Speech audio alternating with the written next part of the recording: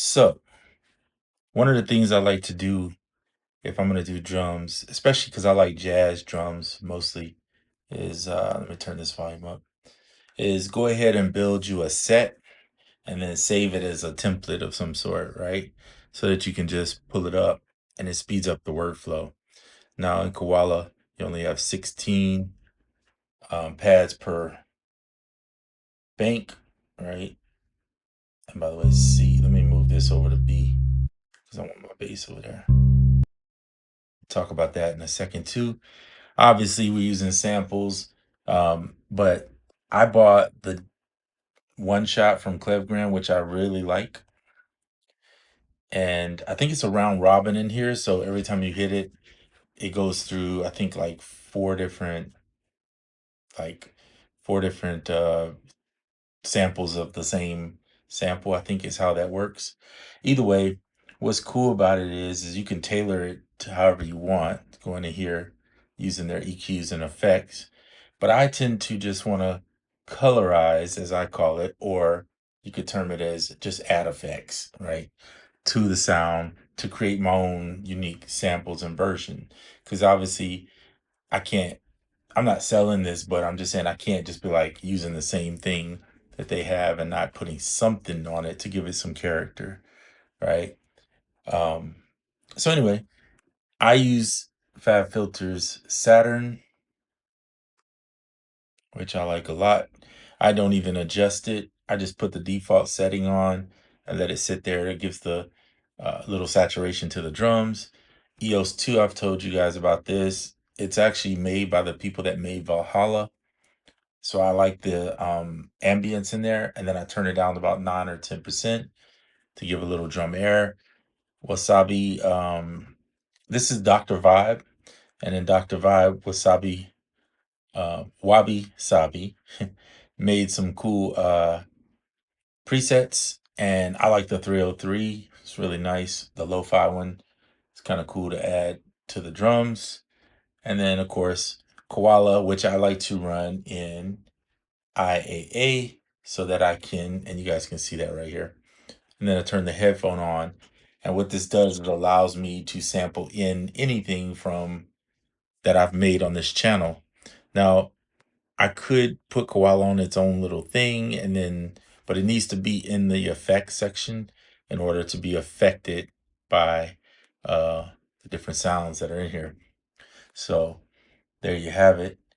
That's one way to do it, and that's my way, right? And you can do it however you want, use whatever effects you want to create your sounds. I put a color on each of the pads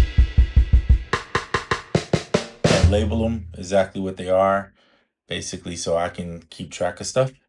The other four.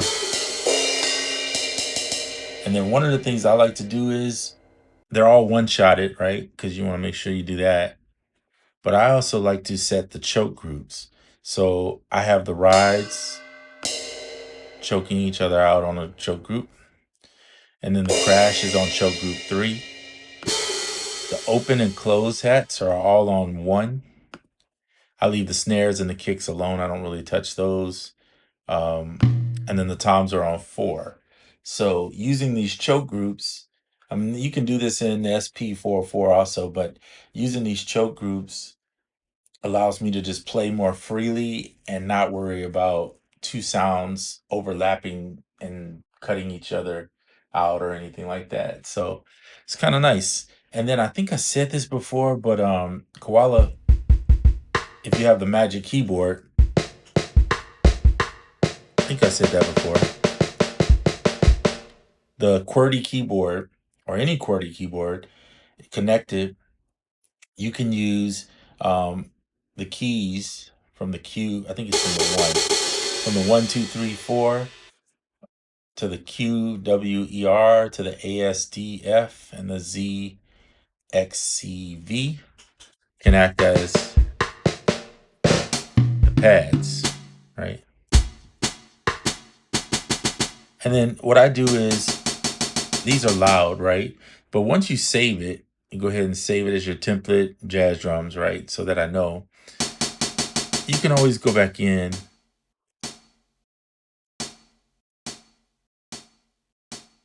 and adjust volumes.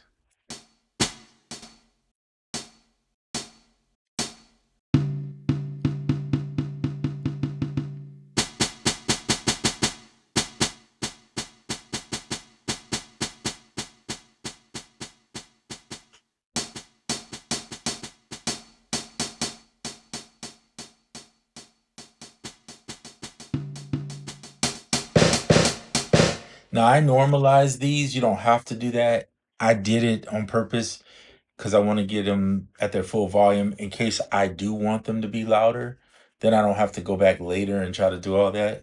So they're normalized. So all I gotta do is put them back at 0 if I want them to be louder. And there's another way to do this where, like, let's say I want these to be the same volume, where you can just hold edit, and then now you can see the volume. You can change the volume.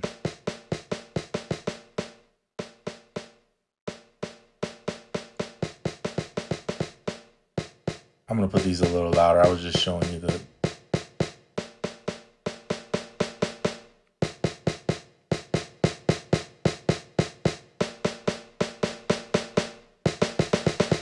There you go. So that one's definitely too loud. So you may want to do this and go through each one of your.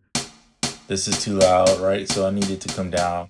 I like them. I like doing them one at a time personally, but that sounds pretty good. Maybe I will go a little louder for this one. That's really loud. I'm gonna bring it down.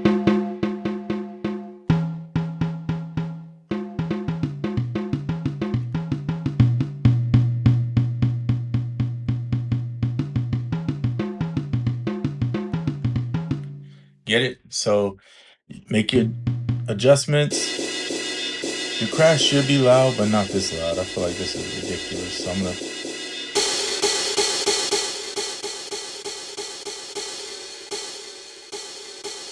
Especially with jazz, now this is an open hat, so my open and close.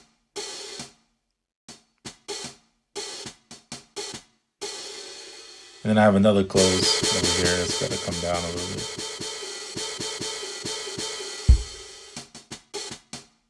There we go. And then go back over here. Again, crash. So you can make as many crash as you want. There are different velocities, different. So like a ride bell. I don't want it that loud. Of course, if you have a velocity pad hooked to your iPad or anything like that, you're going to get all the velocity changes. I don't know how well each one is. It just depends. But if I'm on the go and I'm on the road, I don't have time to carry. Maybe I don't have a time to carry around a pad or something like that. But it depends on the size of the pad. I would actually. There are some that are made by Sonito, I think is what it is, that are pretty nice. And if you could get one of those, that might be a solid little travel friendly pad that you can take with you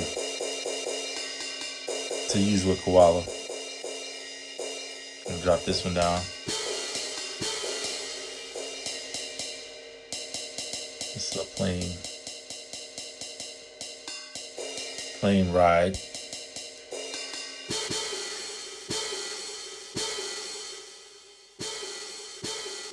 Right there.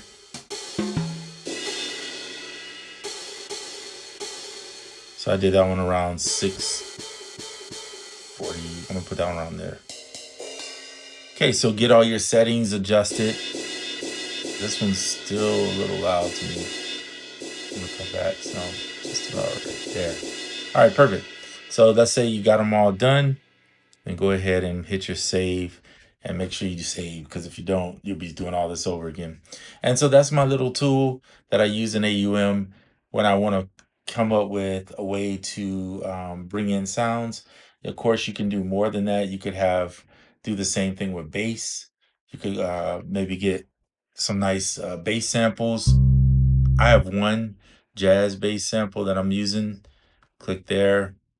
I usually go to the keyboard and then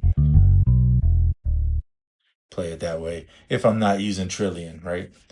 Um, this is nice though. It's nothing wrong with this. This is cool to get an idea going. And like the previous video I showed you, um, you can always pull in what do they call that? You can always pull in some MIDI if you're not a drummer and use some of those MIDI samples or whatever to create you some nice rhythms and drum breaks and go from there. So anyway, I'm going to get off on this one and just wanted to show you that. And I'll see you on the next one.